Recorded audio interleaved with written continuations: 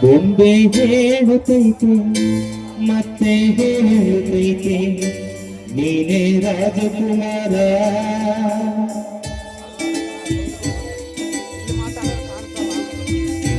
ಬೊಂಬೆ ಹೇಳುತ್ತೈತೆ ಮತ್ತೆ ಹೇಳುತ್ತೈತೆ ನೀನೇ ರಾಜಕುಮಾರ.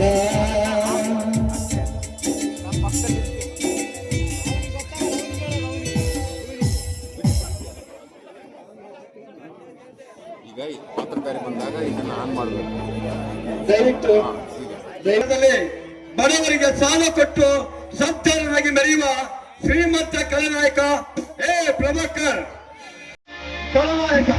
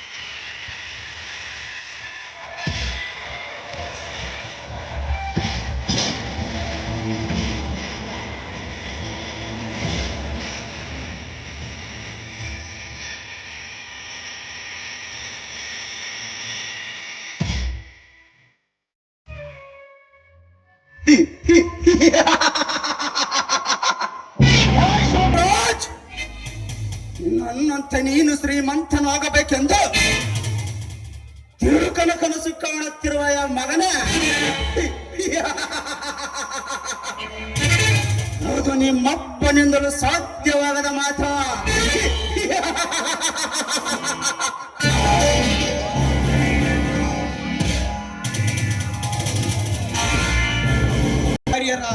ಶಿಷ್ಯ, ದೈವದ ಆರಾಧನೆಯ ದಯಾಳು, ರಾಜಕೀಯ ಚದುರಂಗ ದೊಡೆಯ, ವೀರ ಧೀರ ಶೌರ್ಯ ಗುಣ ಸಂಪನ್ನ, ಕಾರ್ಯ ಸಾಧನೆಯ ಛಲ ವಿಕ್ರಮ, ವೈರಿ ಸತ್ತಡಗಿಸುವ ತಂತ್ರಗಾರ, ಹಾರಕಬಾವಿಯ ಕನಸುಗಾರ ಅವರೇ ಖಳನಾಯಕನ ಪಾತ್ರದಲ್ಲಿ ಆಗಮಿಸುತ್ತಿದ್ದಾರೆ. ಶೋಭರಾಜ್ ಅವರೇ ಶಾಂತವೀರಪ್ಪ.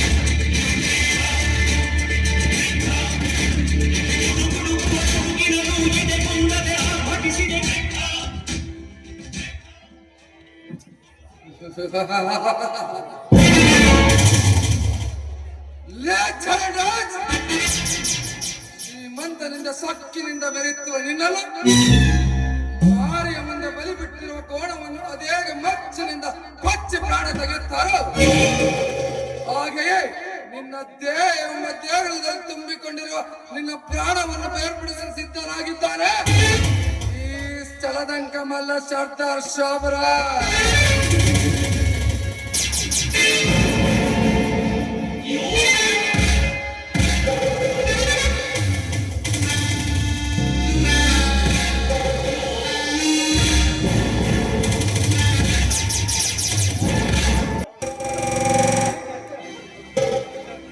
ಪವಿತ್ರ ಅಣ್ಣ ಓದಲು ಆಸ್ತಿಯನ್ನು ಒತ್ತಿಟ್ಟು ಹಾಳಾಗಿ ದುಡಿಯುವ ಬಗಜೀವಿ ಕಥನಾಯಕ ಕೆ ಬಸವರಾಜ್.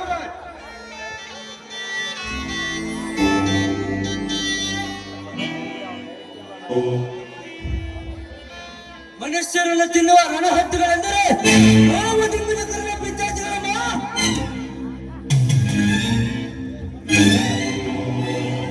ಹುಟ್ಟುವ ಕಪಟ ನಾಟಕವನ್ನು ಮಟ್ಟ ಹಾಕಲು ನಾಯಕ್ಕಾಗಿ ಹೋರಾಡುವ ಕ್ರಾಂತಿಕಾರಿ ಎ ಮಹೇಂದ್ರ.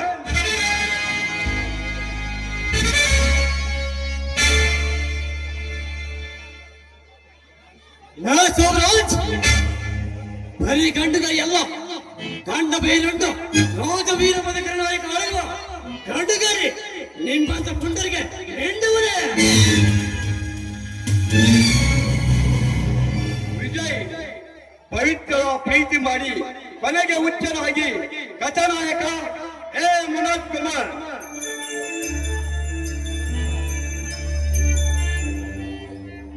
ಪವಿತ್ರ, ನಿನ್ನ ಮುಡಿಗೆ ಮಲ್ಲಿಗೆ ಹೂ ಏಕೆ ಪವಿತ್ರ? ನನ್ನ ಪ್ರಾಣವನ್ನೇ ಮುಡಿಪಾಗಿಟ್ಟಿರುವೆ, ನಿನಗೆ ಸದಾಕಾಲ ಇರಲೆಂದು. ಅಜಯನ ಪಾತ್ರದಲ್ಲಿ ವಿಜಯನ ತಮ್ಮ BA ಪದವೀಧರ ಕೆ ಸಂತೋಷ್.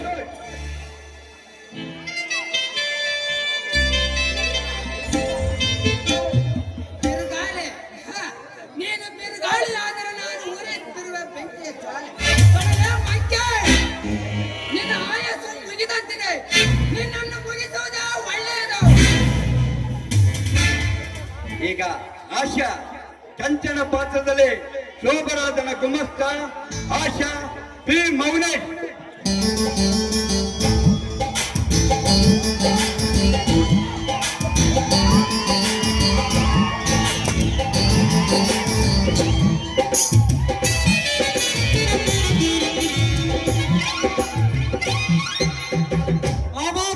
ಈ ಹಾಳಾರು ಗುಮ್ಮಸ ಕೆಲಸ ಯಾರಿಗೆ ಬೇಕಂತೀನಪ್ಪ.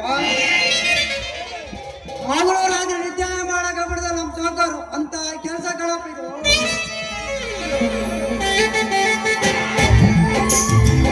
ಮಾಡುವ ಆಶಾ NN ರಾಕೇಶ್.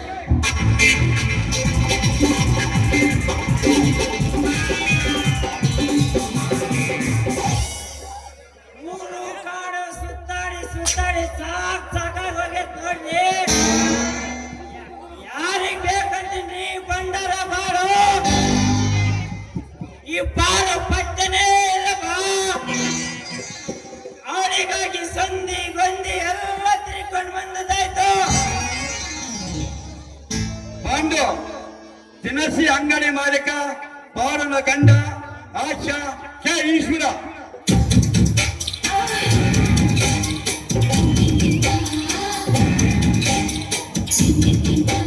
ಅಯ್ಯಯ್ಯೋ ನಮಸ್ಕಾರ್ರಿ ಅರ್ಬ ಜನತೆಗೆ. ಈ ವ್ಯಾಪಾರ ಮಾಡೋದ್ರಾಗ ಒಂಥರ ಮಜಾ ಐತ್ ನೋಡ್ರಿ. ಯಾಕಂದ್ರ ಈ ಅಂಗಡಿಯಾಗಿರೋದು ಒರಿಜಿನಲ್ ಮಾಲ್. ಹಂಗಾಗಿ ನನ್ನ ಹತ್ರ ಇರೋ ಪ್ಯೂರ್ ಮಾಲ್ ತಗೊಂಡು ಹೋಗಕ್ಕ ಮುದುಕ ಕೂಡ ಬರಕಿಲ್ರಿ. ಬರೇ ಅರೇ ಹುಡುಗ ಹುಡುಗ ಬರ್ತಾರ.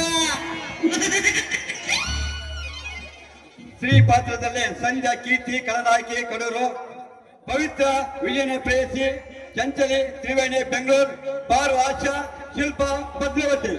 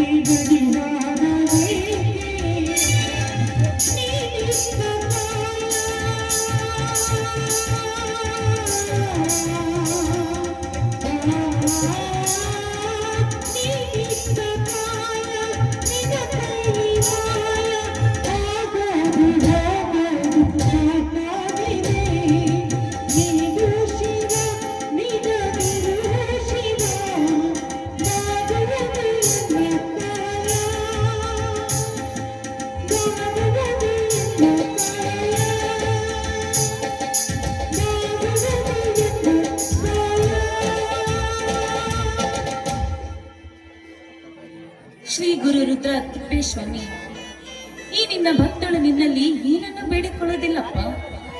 ನನ್ನ ಬಾಳು ಬಂಗಾರವಾಗಲಿ ಅಂತ ಕೂಡ ನಾನು ಬೇಡೋದಿಲ್ಲ. ಆದ್ರೆ ಇಲ್ಲಿಯವರೆಗೂ ಮುಂದೆ ಇಟ್ಟ ಹೆಜ್ಜೆಯನ್ನು ಹಿಂದೆ ಯಾವತ್ತೂ ಇಟ್ಟಿಲ್ಲ. ಆ ರೀತಿ ಇಡಲು ನಾನು ಬಿಟ್ಟಿಲ್ಲ ನನ್ನ ಅಣ್ಣನಿಗೆ. ಆದ್ರೆ ಈಗ ಬರುವ ಪರೀಕ್ಷೆಯಲ್ಲಿ BA ಪರೀಕ್ಷೆಯಲ್ಲಿ ಅವನು ಫಸ್ಟ್ ಕ್ಲಾಸ್ ಆಗಿ ಪಾಸ್ ಆಗಬೇಕಪ್ಪ. ಅವನು ಪಾಸ್ ಆಗಿ ಒಳ್ಳೆ ಹುದ್ದೆಯನ್ನು ಸೇರಬೇಕು. ಅವನು ಪಾಸ್ ಆಗಿ ಬಂದ ಮೇಲೆ ಅವನಿಗೆ ಅವನ ಬಾಳನ್ನು ಬೆಳಗುವ ಭಾಗ್ಯ ಜೊತೆ ಬರಬೇಕಪ್ಪ. ಅಷ್ಟೇ ಅಲ್ಲ, ನನ್ನ ತಂದೆ ತಾಯಿ ತೀರ್ಕೊಂಡ್ಮೇಲೆ ಅಂದಿನಿಂದ ಇಂದಿನವರೆಗೂ ತಂದೆ ತಾಯಿಯ ಪ್ರೀತಿಯನ್ನು ಇಷ್ಟು ಕೊಟ್ಟಿದ್ದಾನೆಂದರೆ ಅದನ್ನು ಹೇಳಲು ಸಹ ಸಾಧ್ಯವಿಲ್ಲ. ಆದಷ್ಟು ಬೇಗ ಅವನ ಬಾಳನ್ನು ಬೆಳಗುವ ಜ್ಯೋತಿಯನ್ನು ಕರುಣಿಸು ತಂದೆ. ಇದೊಂದೇ ಈ ನಿನ್ನ ಭಕ್ತಳು ನಿನ್ನಲ್ಲಿ ಬೇಡಿಕೊಳ್ಳುತ್ತಿರುವುದು.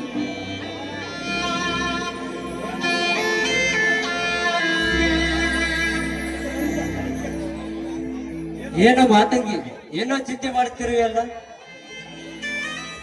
ಅಣ್ಣ, ನಿನ್ನ ಬಗ್ಗೆನೇ ಚಿಂತೆ ಮಾಡ್ತಾ ಇದ್ದೆ. ಅದು ನನ್ನ ಬಗ್ಗೆ ಚಿಂತೆ ಮಾಡ್ತಿರುವೆಯಾ? ಓಹೋ, ಯಾವುದಮ್ಮ ಅಷ್ಟೊಂದು ದೊಡ್ಡ ವಿಷಯ? ಅದೆಲ್ಲ ಆಮೇಲೆ ಹೇಳ್ತೀನಿ. ಮೊದಲು ದೇವರ ಪ್ರಸಾದ ತೆಗೆದುಕೊಂಡು.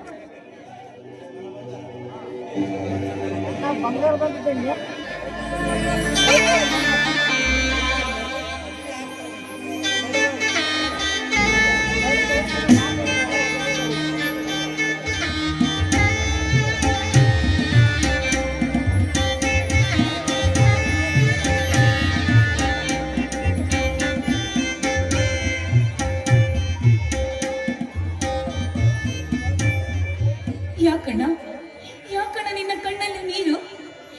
ನಾನೇನಾದ್ರೂ ಅರಿಯದೆ ತಪ್ಪು ಮಾಡಿದ್ರೆ ಈ ನಿನ್ನ ತಂಗಿಯನ್ನು ದಯವಿಟ್ಟು ಕ್ಷಮಿಸಿಬಿಡಣ್ಣ, ಕ್ಷಮಿಸಿಬಿಡು. ಇಲ್ಲಮ್ಮ ತಂಗಿ, ಇಲ್ಲ. ನಾನು ಕ್ಷಮಿಸುವಷ್ಟು ತಪ್ಪು ನೀನು ಮಾಡಿಲ್ಲಮ್ಮ, ಮಾಡಿಲ್ಲ. ತಂದೆ ತಾಯಿ ಏನಿದ್ದರು ಈ ಅಣ್ಣನ ಕೈ ತುತ್ತು ತಿಂದು ಅದೆಷ್ಟು ಮುದ್ದಾಗಿ ಮಾತನಾಡುತ್ತಿದ್ದಳು ಅಂತ ನನಗೆ ತುಂಬಾ ಸಂತೋಷವಾಗುತ್ತದೆ ಅಮ್ಮ. ಅಕಸ್ಮಾತ್ ತಾಯಿಯ ಮನೆಯಲ್ಲಿ ಬೆಳೆಯುತ್ತಾರೆ ಇನ್ನು ಅದೆಷ್ಟು ಮುದ್ದಾಗಿ ಮಾತನಾಡುತ್ತಿದ್ದಳು ಅನಿಸುತ್ತಿದೆಯಮ್ಮ. ಇಷ್ಟು ಬಿಟ್ಟರೆ ಬೇರೆ ನನ್ನ ತಂಗಿ. ನಮ್ಮ ತಂದೆ ತಾಯಿ ನಮ್ಮಿಂದ ಅಗಲಿ 16 ವರ್ಷ ಆಯ್ತಣ್ಣ. ಆದ್ರೂ ಸಹ ತಂದೆ ತಾಯಿ ನೆನಪಿನಲ್ಲಿ ನೀನು ಕಣ್ಣೀರು ಹಾಕೋದನ್ನು ನೋಡಿದ್ರೆ ಅದನ್ನು ನೋಡಿಕೊಂಡು ತಡೆದುಕೊಳ್ಳುವ ಶಕ್ತಿ ನನ್ನಲ್ಲಿಲ್ಲ ಅಣ್ಣ, ನನ್ನಲ್ಲಿ. ಯಾಕಮ್ಮ ತಂಗಿ, ತಂದೆ ತಾಯಿ ನೆನಪು ನಿನಗೂ ಐತೆ? ಬೇಡಮ್ಮ ತಂಗಿ, ಬೇಡ. ನೀನು ಯಾವಾಗಲೂ ನಗು ನಗುತ್ತಾ ಇರ್ಬೇಕಮ್ಮ. ನಾನೊಂದು ಮಾತನ್ನು ಕೇಳ್ತೀನಿ, ಇಲ್ಲ ಅಂತ ಅನ್ನೋದಿಲ್ಲ ತಾನೆ? ಏನ್ ಕೇಳಮ್ಮ ತಂಗಿ, ಒಂದೇಕೆ ಈ ಅಣ್ಣನ ಬಳಿ 100 ಮಾತು ಬೇಕಾದ್ರೆ ಕೇಳಮ್ಮ. ಅಣ್ಣ, ನಾನು ಕೇಳೇ ಬಿಡ್ತೀನಿ, ನಾನು ಹೇಳೇ ಬಿಡ್ತೀನಿ ಅಣ್ಣ. ಅಯ್ಯೋ ಹುಚ್ಚಿ, ಅದೇನಂತ ಹೇಳ ತಂಗಿ. ಅಣ್ಣ, ನೀನು ಓದು ಮುಗಿಸಿದ ಮೇಲೆ, ನಿನಗೆ ಒಳ್ಳೆ ಕೆಲಸ ಸಿಕ್ಕಿದ ಮೇಲೆ ನೀನು ಒಂದು ಒಳ್ಳೆ ಹುಡುಗಿಯನ್ನು ನೋಡಿ ಅವಳನ್ನು ಪ್ರೀತಿಸಿ ಮದುವೆ ಆಗ್ಬೇಕಣ್ಣ. ಅಷ್ಟೇ ಅಲ್ಲ, ಅವರನ್ನು ನಾನು ಬಾಯಿ ತುಂಬಾ ಅತ್ತಿಗೆ ಅತ್ತಿಗೆ ಅಂತ ಕರಿಬೇಕು. ನನ್ನ ಅತ್ತಿಗೆ ಹೊಟ್ಟೆಯಲ್ಲಿ ನಿನ್ನಂತೆ ಒಂದು ಮುದ್ದಾದ ಮಗು ಹುಟ್ಟಬೇಕು. ಆ ಮಗುವಿನ ಮುಖವನ್ನು ನೋಡಿ ನಾನು ಲಾಲಿ ಲಾಲಿ ಹಾಡಿ ನಾನು ನಗುತ್ತಾ ಇರ್ಬೇಕಣ್ಣ. ಅಯ್ಯೋ ಬೇಡಮ್ಮ, ನನಗೆ ಮದುವೆ ಬೇಡಮ್ಮ. ಯಾಕಣ್ಣ ಈ ರೀತಿ ಮಾತಾಡ್ತಾ ಇದೀಯಾ? ಏನಂತ ಹೇಳ್ತಾ ಇದೀಯಣ್ಣ? ಯಾಕಣ್ಣ? ಏನ್ ಹೇಳುತ್ತೀರಮ್ಮ ತಂಗಿ? ವಯಸ್ಸಿಗೆ ಬಂದ ತಂಗಿ ಮನೆಯಲ್ಲಿದ್ದರು ತಂಗಿಗಿಂತ ನಾನೇ ಮೊದಲು ಮದುವೆ ಆದರೆ ಈ ಸಮಾಜವಾದರೂ ಒಪ್ಪುತ್ತಿದೆಯಲ್ಲಮ್ಮ. ಅಣ್ಣ, ಏನ್ ಮಾತಾಡ್ತಾ ಇದೀಯ ನೀನು? ನೀನ್ ಏನ್ ಮಾತಾಡ್ತಾ ಇದೀಯೋ ನನಗೊಂದು ಅರ್ಥವಾಗ್ತಾ ಇಲ್ಲ ಅಣ್ಣ. ನೋಡಮ್ಮ ತಂಗಿ, ನಿನ್ನ ಓದು ಮುಗಿದ ನಂತರ ನಿನಗೊಂದು ಸರಿಯಾದ ಜೋಡಿಯನ್ನು ಹುಡುಕಿ ಮದುವೆ ಮಾಡಬೇಕು. ಅದೇ ಕಣಮ್ಮ ಈ ನಿನ್ನ ಅಣ್ಣನ ಆಸೆ. ಛೀ, ಹೋಗಣ್ಣ, ನನಗ್ ತುಂಬಾ ನಾಚಿಕೆ ಆಗುತ್ತೆ. ನೀನ್ ಈ ರೀತಿ ಎಲ್ಲ ಮಾತಾಡ್ಬೇಡ. ನೋಡಮ್ಮ ತಂಗಿ, ಎಲ್ಲಾ ವಿಷಯವನ್ನು ಮಾತನಾಡುತ್ತಾ ಸಮಯ ಹೇಗೆ ಕಳೆದು ಹೋಯ್ತು ಗೊತ್ತಿಲ್ಲ. ನನಗೆ ತುಂಬಾ ಹೊಟ್ಟೆ ಹಸಿವಾಗಿದೆ, ಊಟಕ್ಕೆ ಬಡಿಸಿ ಬಾರಮ್ಮ.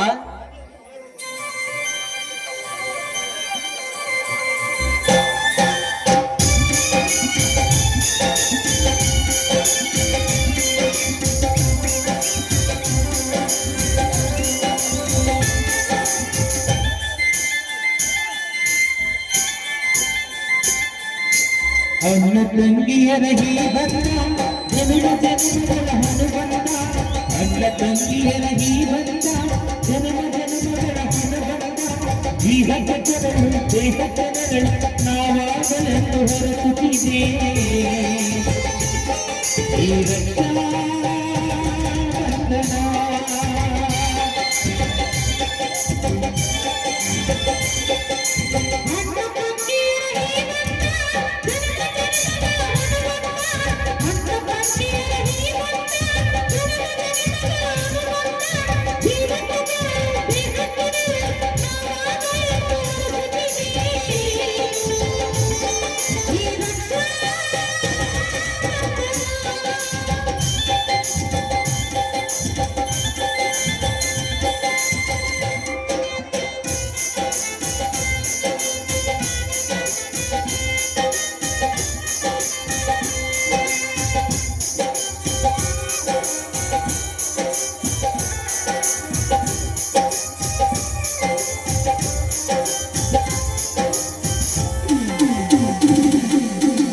ಹುಟ್ಟಿ ಬಂದ ಶುಭ ದಿನವೇ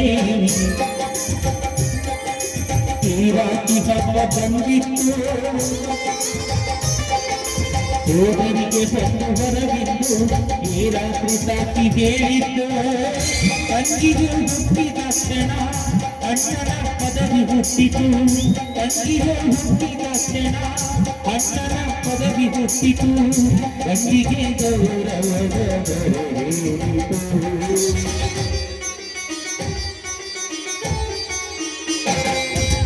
ಮುದ್ದಾಗಿ ನೀನು ಅಣ್ಣ ಅಣ್ಣ ಅನ್ನೋದೆ ನನಗೆ ಗೋಪಾರ. ನನ್ನದು ಬಿಡುವ ದೀರ್ಘಾಯುಷ್ಮಾನ್ ಭವ.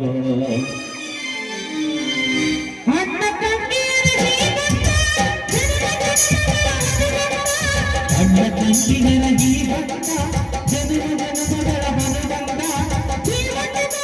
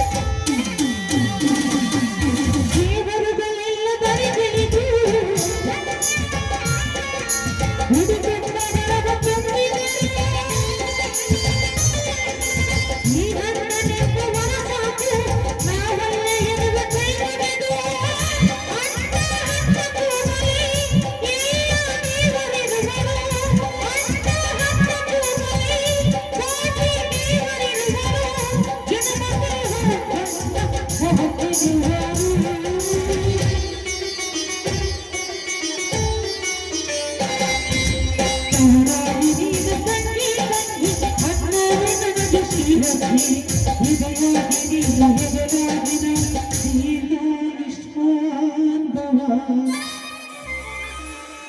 ಅಣ್ಣ ತಂಗಿಯರ ಜೀವನ ಜನನ ಜನಗಳ ಹೊದಗಂಡ ಅಣ್ಣ ತಂಗಿಯರ ಜೀವಕ್ಕೆ ಬರಲು ದೇಹಕ್ಕೆ ಬರಲು ನಾವಾಗಲೇ ಹೊರಸುತ್ತಿದೆ ಈ ರಕ್ತ ಬಂಧನ ಈ ರಕ್ತ ಬಂಧನ ಈ ರಕ್ತ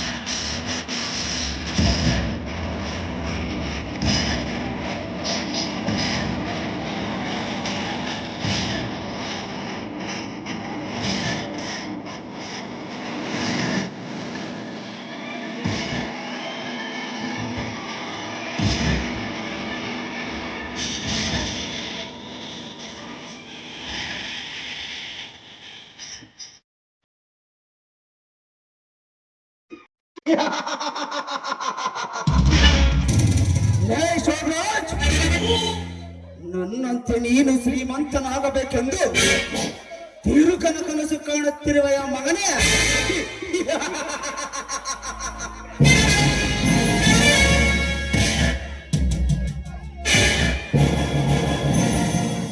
ನೀನಷ್ಟೇ ಅಲ್ಲ, ನಿನಗೆ ಜನ್ಮ ಕೊಟ್ಟ ನಿಮ್ಮಪ್ಪನಿಂದಲೂ ಸಾಧ್ಯವಾಗದ ಮಾತ.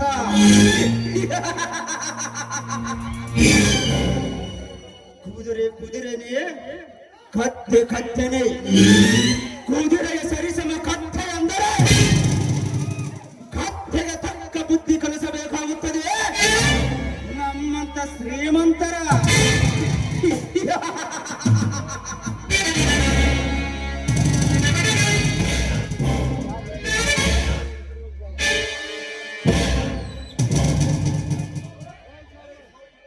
ಲೇ ಶೋಭರಾಜ್, ನೀನು ಚಿಕ್ಕವನಿರುವಾಗಲೇ ನಿಮ್ಮಪ್ಪ ಸಹ ನಾನೇ ದೊಡ್ಡ ಶ್ರೀಮಂತನೆಂದು ನನಗೆ ಸವಾಲಾಕಿದ್ದ.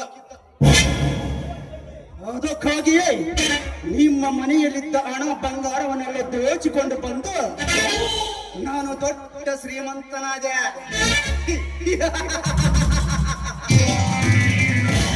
ಸುತ್ತ 10 ಹಳ್ಳಿಗಳಿಗೆ ಸಾಲ ಕೊಟ್ಟು ಸರ್ದಾರನಾದೆ.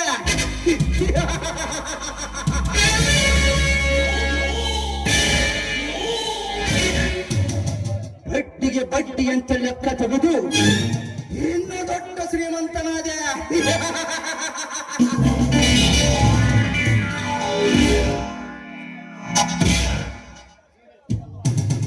ನೀನಷ್ಟೇ ಅಲ್ಲ, ಈ ಊರಲ್ಲಿ ಯಾವನೇ ಆಗಲಿ ನಾನೇ ಶ್ರೀಮಂತನೆಂದು ಎದೆಪಟ್ಟುಕೊಂಡು ಹೇಳುವ ಗಂಡಸು ಇನ್ನು ಹುಟ್ಟಿಲ್ಲ, ಮುಂದೆ ಹುಟ್ಟುವುದೂ ಇಲ್ಲ.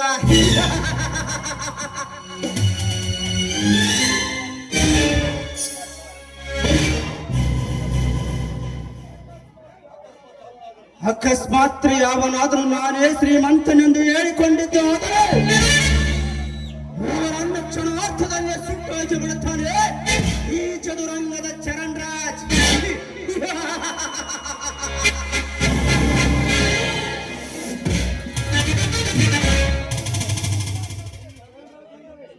ಚರಣ್ ರಾಜು ಅಂದರೆ ಈ ಊರೇ ಅಲ್ಲ, ಸುತ್ತ 10 ಹಳ್ಳಿಗಳು ಗಡಗಡನೆ ಅಂತ ನಡಗಬೇಕು. ಹಾಗೆ ಮಾಡುವುದೇ ಈ ಚದುರಂಗದ ಚರಣ್ ರಾಜನ ಛಲ.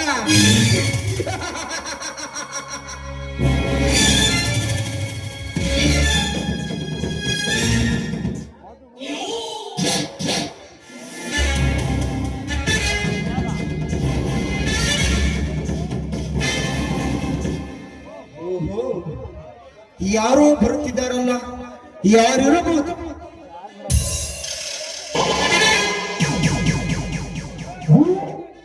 ನಾಯ್, ಯಾರೋ ನೀನು? ಎಲ್ಲಿಗೆ ಏಕೆ ಬಂದೆ? ಕೈಯಲ್ಲಿದು ಏನಡವೆ ಪಪ್ಪಾಶ್? ಅದೇನು ಕೇಳುವ ಒಳ್ಳೆ ಮಾತಿನಿಂದ ಕೇಳು.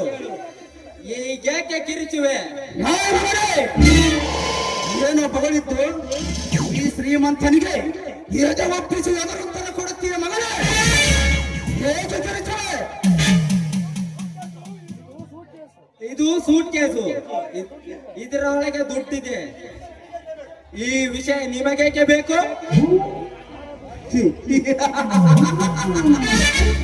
ಯಾರ ದುಡ್ಡು ಎಲ್ಲಿಂದ ತಂದಿರುವೆ ಹೇಳಲೇ ಮಗನೇ? ಶೋಭರಾಜನ ಶ್ರೀಮಂತರ ದುಡ್ಡು ತೆಗೆದುಕೊಂಡು ಬಾ ಅಂತ ಹೇಳಿದರು, ಅದಕ್ಕೆ ಹೋಗುತ್ತಿದ್ದೇನೆ.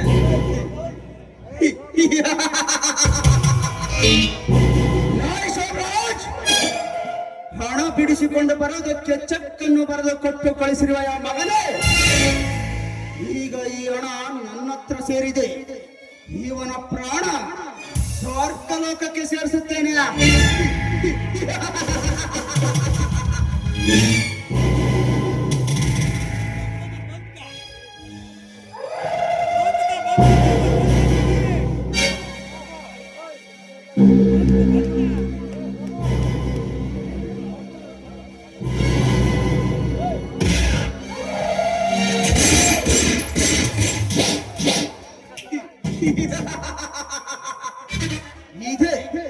ಇದೆ ಕಣೋ ನಿಮ್ಮಂಥವ್ರಿಗೆ ಸರಿಯಾದ ಉತ್ತರ.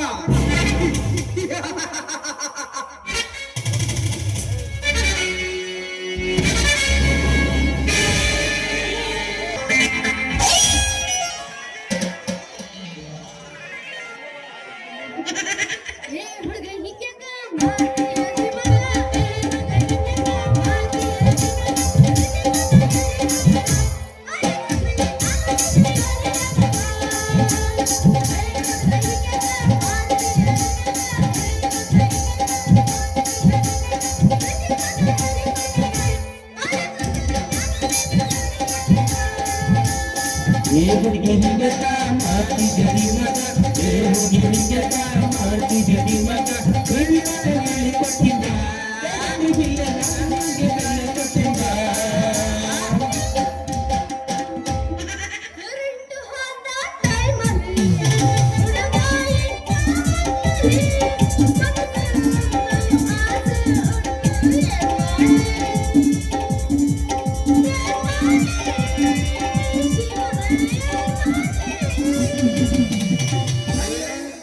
ಏ ಹುಡುಗಿ ಸಿಗತಿ ನಿನ್ನ ಜೋಡಿ ಮಾತಾಡೋದೈತಿ, ಏ ಹುಡುಗಿ ಎಲ್ಲಿ ಸಿಗತಿ ನಿನ್ನ ಜೋಡಿ ಮಾತಾಡೋದೈತಿ, ನಿನ್ನ ನೋಡಿ ನೋಡಂತ ಆಗತಿ. ಏ ಹುಡುಗಿ ಎಲ್ಲಿ ಸಿಗತಿ ನಿನ್ನ ಜೋಡಿ ಮಾತಾಡೋದೈತಿ, ಏ ಹುಡುಗಿ ಎಲ್ಲಿ ಸಿಗತಿ ನಿನ್ನ ಜೋಡಿ ಮಾತಾಡೋದೈತಿ.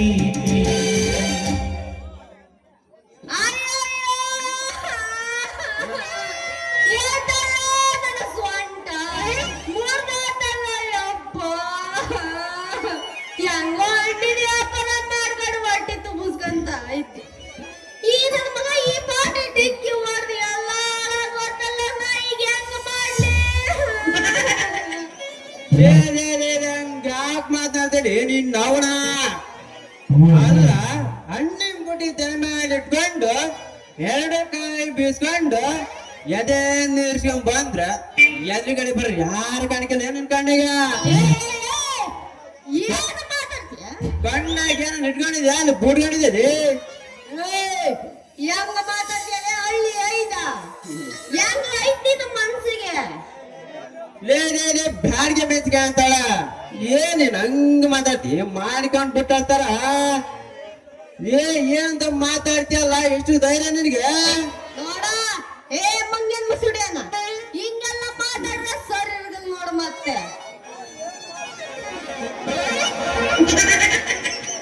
ನಾನ್ ಕಷ್ಟಪಟ್ಟು ತಗೊಂಬಂದಿದ್ ದುಡ್ಡಿಂದ ಹಣ್ಣು ತಗೊಂಬಂದಿದ್ದಿ ಆ ಹಣ್ಣೆಲ್ಲ ನೆನಪಲ್ ಮಾಡಿ ಮರ್ಯಾದಿಂದ ಹೇಳ್ತೀನಿ ಆ ಹಣ್ಣಿಂದ ರೋಗ ಕೊಟ್ಟು ಇಲ್ಲಿಂದ ಜಾಗ ಖಾಲಿ ಮಾಡಿದ್ರೆ ಸರಿ ಇಲ್ಲಂದ್ರ ಮತ್ ನೋಡ ಲೇ ಬೋಡ್ಕೋಬೇಡ ರೀ ಅದೇನ್ ಲಾಸ್ ಆಗಿದೆ ಬಾಯ್ ಬಿಟ್ಟು ಹೇಳಲ್ಲ ಮತ್ತೆ ಯಾಕ ನೀನು ಕಣ್ಣಿಗೆ ಕಾಣಂಗಿಲ್ಲ ಕಣ್ಣಿಗೆ ಏನಾರು ಮೆತ್ಕೊಂಡಿಯನ ಅಲ್ಲ ರೀ ಹಣ್ಣು ಕೆಳಗೆ ಬಿದ್ರೆ ಏನಂತಾರೆ ಒಂದೊಂದೇ ಹಾರ್ಸ್ಕೊಂಡು ಗುಟ್ಟಾಗಿ ಇಟ್ಕೊಂಡು ಹೋಗಲ್ಲ ಮನೆ ಕಡೆಗೆ ಏನ ನನಗ ಒಂದೊಂದೇ ಆರಿಸ್ಕೊಂಡು ಪುಟ್ಟಿಗೆ ಇಟ್ಕೊಂಡು ಹೋಗು ಅಂತೇನ ಒಂದೊಂದೇ ಆರಿಸ್ಕೊಂಡು ಪುಟ್ಟಿಗೆ ಇಟ್ಕೊಂಡು ಹೋದ್ರ ರೊಕ್ಕ ಕೊಟ್ಟು ಯಾರು ತಗಂತಾರ ನನ್ನ ಅಣ್ಣ ಏನು ಮಾಡ್ಬೇಕದಂತೆ ಬಾಯ್ ಬಿಟ್ಟು ಹೇಳಲಿ ಮತ್ತೆ ನಾ ಏನು ಮಾಡಂಗಿಲ್ಲ ಈಗ ನೋಡ ಸರಳವಾಗಿ ಹೇಳ್ತೀನಿ ಕೆಳಗ್ ಬಿದ್ದಿರ ನನ್ನ ಹಣ್ಣಿಂದ ರೊಕ್ಕ ಕೊಟ್ಟು ಹೋದ್ರ ಸರಿ ಇಲ್ಲ ಅಂದ್ರೆ ಇಲ್ಲಿ ನಿಂತಿರ ನಮ್ಮ ಮಾವದಿರ ಹತ್ರ ಎಲ್ಲ ಓಡಿಸ್ಬಿಡ್ತೀನಿ ಅಲ್ಲಲ್ಲಿ ಹಣ್ಣು ಚಿತ್ರ ಆಗಿರೋ ತಿಂದು ನಾನ್ ಯಾಕೆ ದುಡ್ಡು ಕೊಡ್ಲಿ ಅಂತೇನೆ ನಾನ್ ಯಾಕೆ ದುಡ್ಡು ಕೊಡ್ಲಿ ಅಂತೀಯ ಮತ್ತೆ ಯಾಕೆ ನಿನಗೆ ಕಣ್ ಕಾಣಂಗಿಲ್ಲ ನನ್ನ ಹಣ್ಣೆಲ್ಲ ನೆಲಪಲ್ ಮಾಡಿಲ್ಲ ಅದಕ್ಕ ಅಲ್ಲಲ್ಲಿ ನಾನ್ ಬಂದು ಡಿಕ್ಕಿ ಹೊಡೆದಕ್ಕ ಇನ್ನು ಹಣ್ಣೆಲ್ಲ ತುಪ್ಪ ಉದಿರಿದವ ನೀನ್ ಬಂದು ಡಿಕ್ಕಿ ಹೊಡೆದಕ್ಕ ನನ್ನ ಅಂಗಡಿ ಸಾಮಾನೆಲ್ಲ ಕೆಳಗೆ ಬಿದ್ವ ಅಂದ್ಮೇಲೆ ನಂದಕ್ ನೀನು ಕಟ್ಕೊಳ್ಳೋದು ಬೇಡ ನಂದಕ್ ನೀನು ಕಟ್ಕೊಳ್ಳೋದು ಬೇಡ ರೀ ಹಂಗಂದ ನಿನ್ ಹೆಸ್ರು ಏನ್ ಹೇಳ ಮತ್ತೆ ನನ್ನ ಹೆಸರು ಹಣ್ಣಿನ ವ್ಯಾಪಾರ ಮಾಡು ಪಾರು ಅಂತ ನಿನ್ನ ಹೆಸರೇನ ನನ್ನ ಹೆಸರು ಎಲ್ಲರೂ ಪಾಂಡುರಂಗ ವಿಠಲ ಅಂತ ಕರೀತಾರೆ ನೋಡು ನಾನು ಮಾತ್ರ ಸಿಂಪಲ್ ಆಗಿ ಪಾಂಡು ಅಂತ ಹೇಳ್ತೇನೆ ನೋಡು ಬಲು ಪಸಂದ್ ಆಗೈತಿ ಬಿಡು ನಮ್ದು ನಿಮ್ದು ಅದೇನಿಲ್ಲಪ್ಪಾರು ಚೆನ್ನಾಗಿರೋದು ಅದೇ ಮತ್ತೆ ನಮ್ದು ನಿಮ್ದು ಹೆಸರು ಹಾಗಾದ್ರೆ ಒಡೆಲ ಮತ್ತೊಂದು ಏನ್ ಹೊಡಿಬೇಕ ಅದ ಐತಲ್ಲ ಕಡೆ ಪಗಡೆ ಜುಮ್ಮಲ್ಲಿ ಜೋಮ್ ಮಾಡಕ್ಕಿಂತ ಮುಂಚೆ ಕೆಳ ಬಂದಿರೋ ಬಿದ್ದದಲ್ಲ ನನ್ನೆಲ್ಲ ಪುಟ್ಟಿಗೆ ಎತ್ಕೊಡು ಆಮೇಲೆ ಹೊಡಿಯಲ್ಲ ಆಯ್ತಾಯ್ತು ಆಡಾಕು ಆಮೇಲೆ ಎತ್ಕೊಳ್ಳೋಣ ಎಲ್ಲೆಲ್ಲಿ ಮೊದ್ಲು ಎತ್ಕೊಡ ಫಸ್ಟ್ ಅದು ಆಮೇಲೆ ಅದು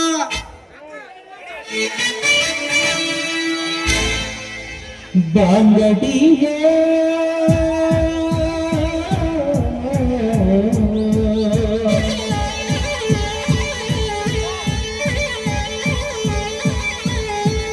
ಬಾಂಗಡಿ ನೀನು ಬಳುಕಿದಾಗ ಬಾಂಗಡಿ ನೀನು ಬಳುಕಿದಾಗ ಬಳುಕಿದಲ್ಲ ಬಾಂಗಡಿ ಬೆಲೆಗೆ ಬಿದ್ದಾಗ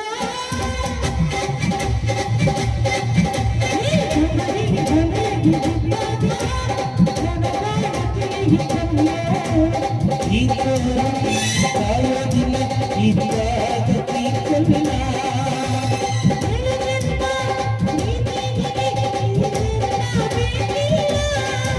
ಈಗ ನಿಮ್ಮ ಹಿದಿನ ಪ್ರೀತಿಸೋಕೆ ಈ ಪ್ರೀತಿಗೆ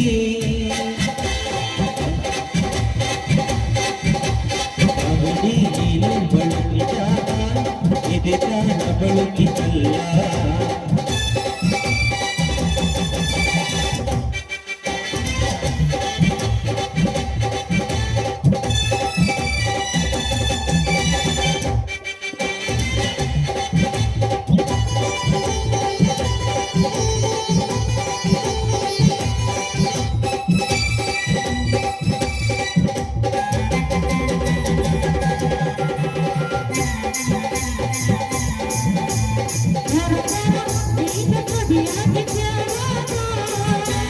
ಕೋರಿ ಕೋರಿ ನೀನ ಮನದಲ್ಲಿ ಹೇಳಿದಾಗ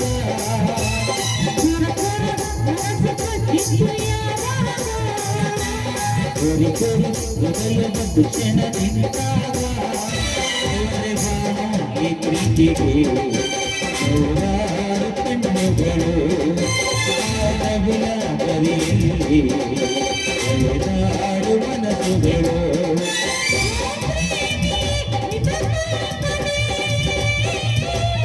ಈ ಜನ್ಮ ಹಿಡಿದ ಈ ಕ್ಷಣ ಸಾಕು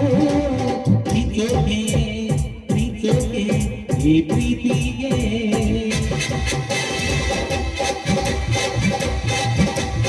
ಅವಳಿ ನೀನು ಬಳುಕಿದಾಗ ಇದು ಕಾಲ ಬಳುಕಿತಲ್ಲ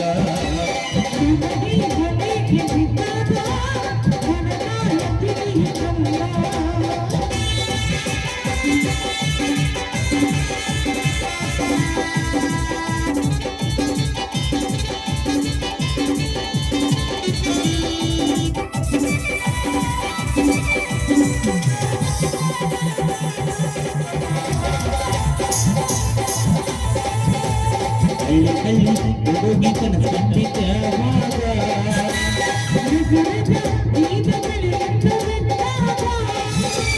ಹಳ್ಳಿ ಮಳ್ಳಿ ಹೂವು ಬರಲಿದ್ದು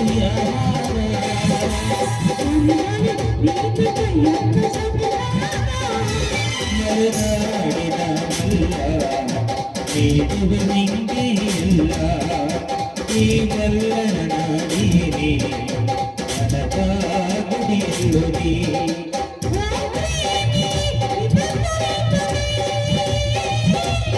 ಈ ಜನ್ಮ ಹಿಡಿದ ಈ ಕ್ಷಣ ಸಾಕು ಪ್ರೀತಿಸೋಕೆ ಈ ಪ್ರೀತಿಗೆ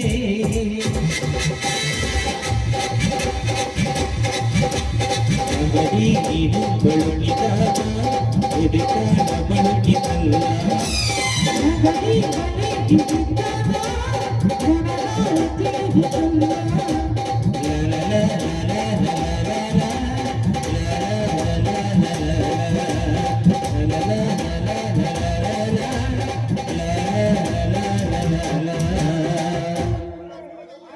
ಪರ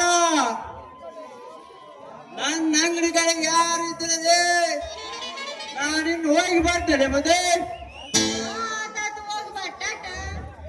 ಲೇ ಪರ ಮತ್ತೆ ನನ್ನ ನಿನ್ನ ಭೇಟಿ ಯಾವಾಗಲೇ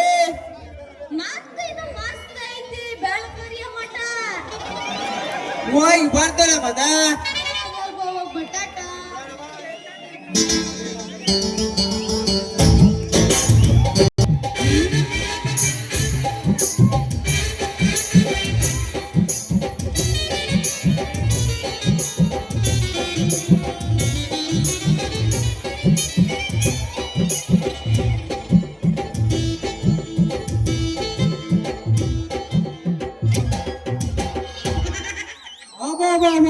ಏನ್ ಸುಂದರವಾಗೈತಪ್ಪ ಇದು ನೋಡಿದ್ರೆ ಒಂಥರ ಅಂತದ ನನ್ನ ಕಣ್ಣಿಗೆ ಯಾಕಂದ್ರೆ ನಿಸ್ಕಾಡಂಗಿಲ್ಲ ಅಲ್ಲಾಡಂಗಿಲ್ಲ ನಮ್ಮೂರ್ ಚೋಡಮ್ಮ ದೇವಸ್ಥಾನ ಮುಂದೆ ದೊಡ್ಡ ಗೋಪುರ ಐತಲ್ಲ ಹಾಂಗ್ ನಿಂತ್ಬಿಟ್ಟಳಪ್ಪ ಯಾರಿರ್ಬೋದು ಅಂತೀನಿ ಏನಲ್ಲೇ ಗೋಪುರ ಗೋಪುರ ಅಂತ ಏನೆಲ್ಲ ಮಾತಾಡಕ್ ಕುಂತಲ್ಲ ಹೆಂಗೈತಿ ನಿನ್ನ ಮೈಯಾಗ ಅಯ್ಯೋ ಕೊಂಡ ಮಿರ್ಗನೋಗಿನಲ್ಲಿ ಚೆನ್ನಾಗಿ ಕಾಣಕಚ್ಚು ಇಸ್ಕೊಂಡಿಲ್ಲ ಆಲಕ್ ನಾನು ಹಂಗಂತಲೇ ಏನ್ ಆಡಕ ಕುಂತೈತಂತ ಅಂದ್ಯಾ ನೀನು ಈ ಆಳ ಬಡವರು ಆದ್ರಲ್ಲ ನಮ್ ಸಾವುಕಾರ ಹತ್ರ ಬಂದು ಸಾಲ ಇಸ್ಕೊಂಡು ಹೋಗ್ತಾರ ಏನು ಮಾಡ್ದೆ ಹಿಂದಕ್ ಮಾತ್ರ ತಂದ್ಕೊಡ್ದೆ ಇಲ್ಲೇ ಅದಕ್ಕೆ ನಾನು ಮನ್ಮನಿಗೆ ಹೋಗಿ ಸಾಲ ಬಡ್ಡಿ ಇಸ್ಕೊಂಬ ಅಂತ ಕಳ್ಸ ನಮ್ ಸಾವುಕಾರ ಅದಕ್ಕೆ ನಾನು ಹೊಂಟಂದೆ ನೀನ್ ಮೌನ ಹಂಗೇನ ನಾ ಏನ ಬ್ಯಾಡನ ತಿಳ್ಕೊಂಡಿದ್ ನೋಡ ಹೌದು ನಿನ್ ಹೆಸರೇನಂತ ಗೊತ್ತಾಗಿಲ್ಲಲ್ಲ ನನಗ ನನ್ನ ಹೆಸರು ಗುಮ್ಮಾಸ್ ಕೆಂಚ ಅಂತ ಹಂಗ ನಿನ್ನ ಹೆಸರಲ್ಲೇ ಚಿನ್ನ ನನ್ನ ಹೆಸರು ಪಾರ್ವತಿ ಅಂತ ಎಲ್ಲರೂ ಪ್ರೀತಿಯಿಂದ ಪಾರು ಅಂತ ಕರೀತಾರ ನೋಡ ಲೇ ಪರ ಏನ್ ಅದು ಪ್ರೀತಿ ಗೀತೆ ಅಂತ ಮಾತಾಡಕಚ್ಚಿ ನಾನು ಪ್ರೀತಿ ಗೀತಿ ಹಚ್ಚಿ ಮಾತಾಡಕ್ ಕುಂತಿಲ್ಲ ಪ್ರೀತಿಯಿಂದ ಪಾರು ಅಂತ ಕರೀತಾರೆ ಅಂತ ಅಂದ್ರೆ ನಿನ್ನ ಕೇಳ್ತಾಳೆ ಪರು ನಿನ್ನ ನೋಡ್ತಾ ಇದ್ರೆ ನಮಗೆ ಹೆಂಗೆಂಗೋ ಆಗ್ತದೆ. ಹೆಂಗಕ್ಕಿಂತ ಮುಂಚೆ ಒಂದು ಮಾತು ಹೇಳ್ತೀನಿ ಕೇಳು. ಏನ್ ಹೇಳ? ಅಲ್ಲ, ಈ ಹಾಳಾದ ಬಡವರು ರೊಕ್ಕ ಇಸ್ಕೊಂತಾರ, ಹಿಂತಿರುಗಿಸಿ ಕೊಡಂಗಿಲ್ಲ ಅಂತ ಹಂಗಲ್ಲ ಈ ಮಾತ್ ನೀನು. ಅಕಸ್ಮಾತ್ ಅವ್ರು ಏನಾರು ನೀ ಎತ್ತಾಗ ದುಡ್ಡು ತಗೊಂಬಂದು ಕೊಟ್ರ ನಿನ್ನ ಗುಮಾಸ್ತನ್ ಕೆಲಸ ಹಿಂದೆಲ್ಲಿರುತ್ತೆ? ಲೇ, ಈ ಆಳಾದ ಗುಂಪಾಸಿನ ಕೆಲಸ ಯಾರಿಗ್ ಬೇಕಂತಿಲ್ಲೇ? ಯಾಕ ಏನಾಗೈತಿ? ಹೌದು, ನಾನು ಇನ್ನೊಂದು ವಿಚಾರ ಕೇಳಿಲ್ಲಲ್ಲ. ಈ ನಿಮ್ ಸೌಕಾರ ಅಂತಲ್ಲ, ನಿಮ್ ಸೌಕಾರ ಹೆಸ್ರೇನ? ಲೇ ಪರೋ, ಹಾ, ನಿನಗೆ ಸಾಲ ಬೇಕಂದ್ರ ನಮ್ ಸಾಕೋರ ಹತ್ರ ಹೋಗಿ ಬಿಡಲೆ, ನಾನೇ ಕೊಡ್ತೀನಿ.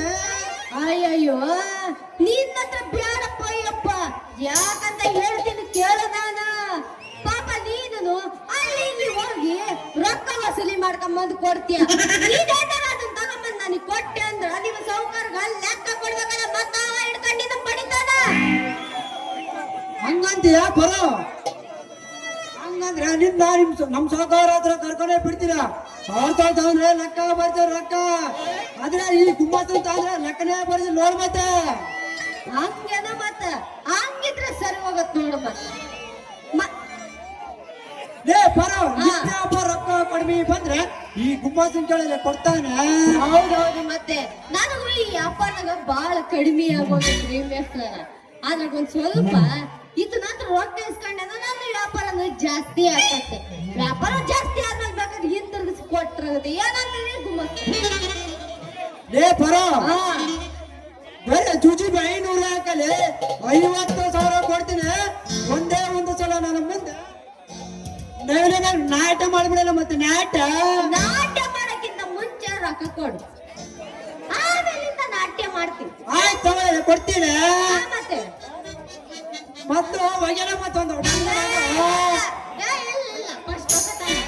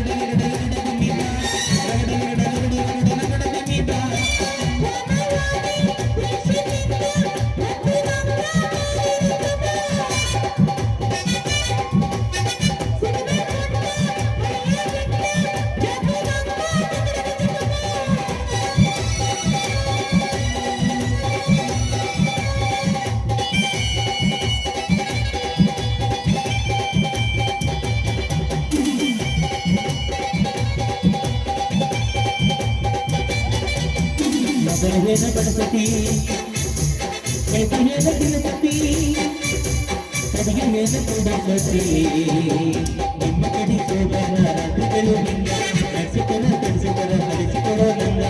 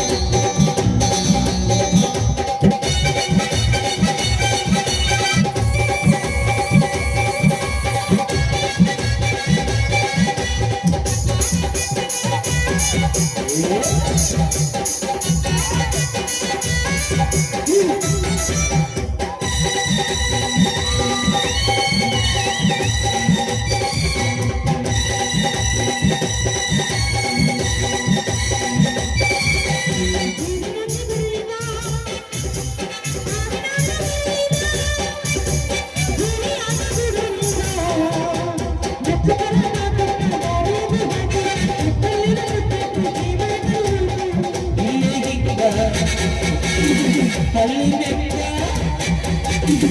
ಬಡಮಿಟ್ಟ ಬಾಡತಂದ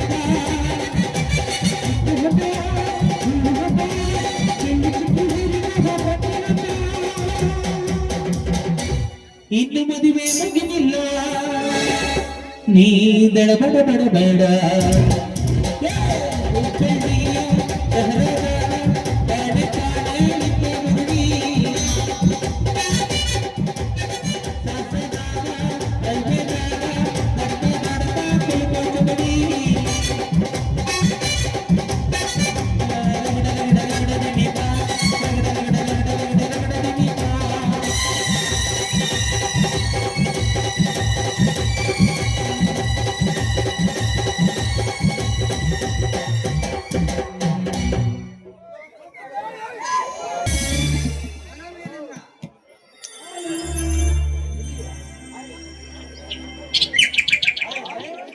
ಏನು ವೀರೇಂದ್ರ, ನಿನಗೆ ಒಬ್ಬ ಫ್ರೆಂಡ್ ಇದ್ದಾನೆಂದು ಒಂದು ಪತ್ರನಾದ ಬರೆಯಲು ಬೇಡವೆ?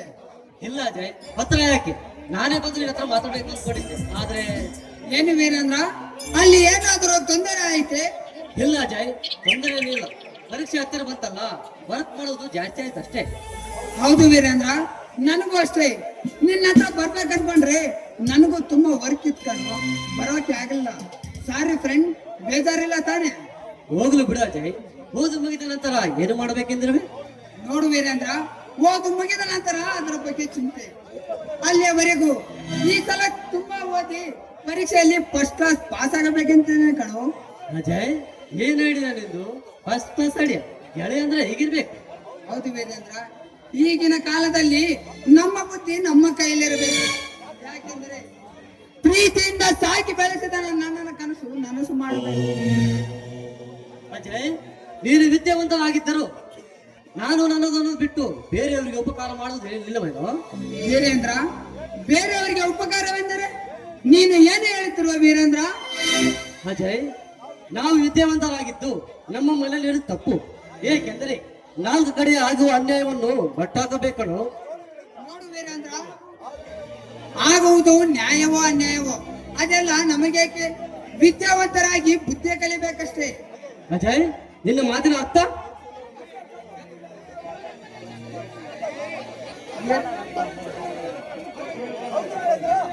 ಅಜಯ್, ಏನು ಹೇಳ್ತೀವಿ ನೀನು? ನಿನ್ನ ಮಾತಿನ ಅರ್ಥ?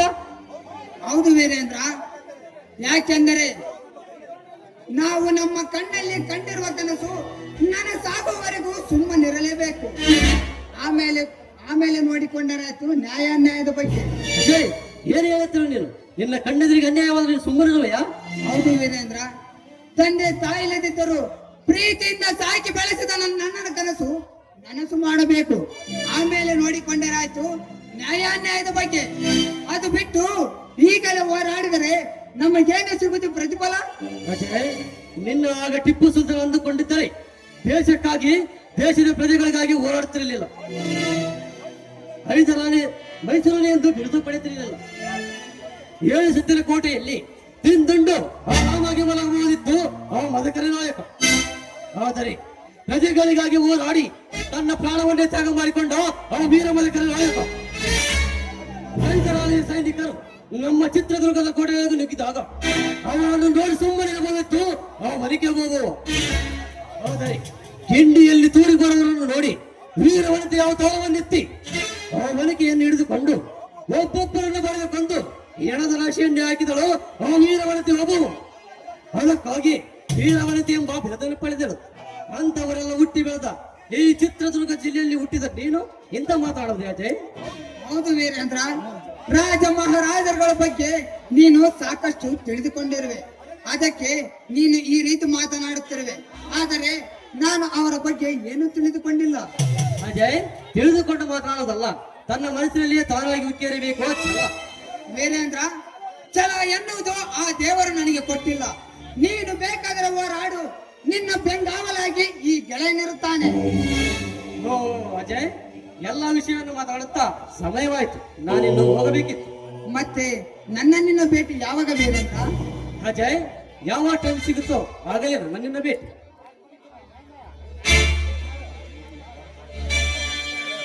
ನನ್ನಿಂದ ನಿನ್ನ ನಿನ್ನಿಂದ ನನ್ನ ದೂರ ಮಾಡಲು ಎಂದು ಆಗಲ್ಲ.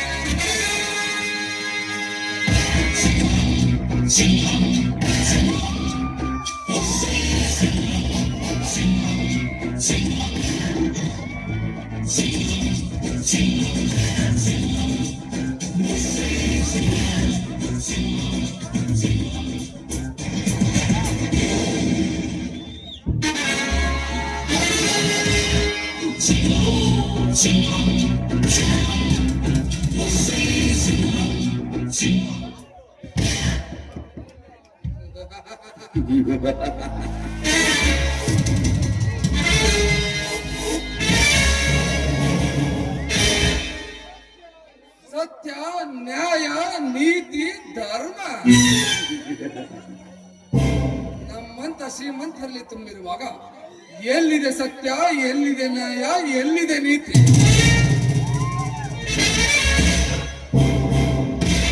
ಆ ದೇವರು ನಮ್ಮಂತ ಶ್ರೀಮಂತರಿಗೆ ಕೊಟ್ಟು ಕಳಿಸಿರುತ್ತಾನೆ ಕಾಮವೆಂಬ ಪಿತ್ತ.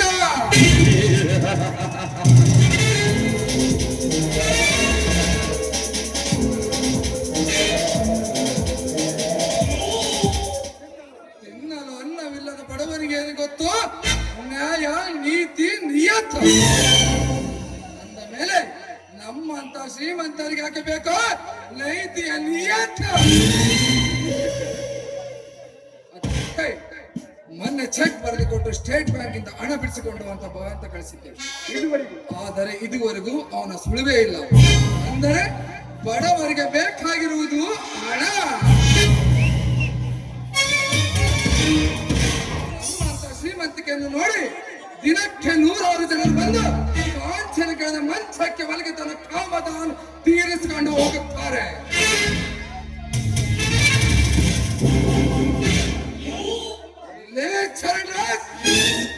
ಈ ಊರಿಗೆ ನೀನಪ್ಪನ ಶ್ರೀಮಂತನೆಂದು ಬೇಗ ಬೇಡ. ನಿನ್ನನ್ನು ಮಟ್ಟ ಹಾಕಲೆಂದು ಬಂದಿದ್ದಾನೆ ಈ ಸರ್ದಾರ್ ಶಿವರಾಜ್.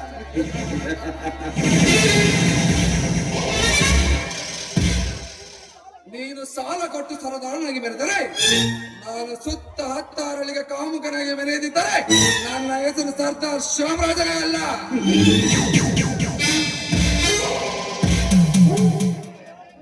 ಚರಣ್ ರಾಜ್, ನನ್ನ ಕಡು ವೈರಾಗಿ ಉಳಿದಿರುವುದು ನೀನೊಬ್ಬನೇ.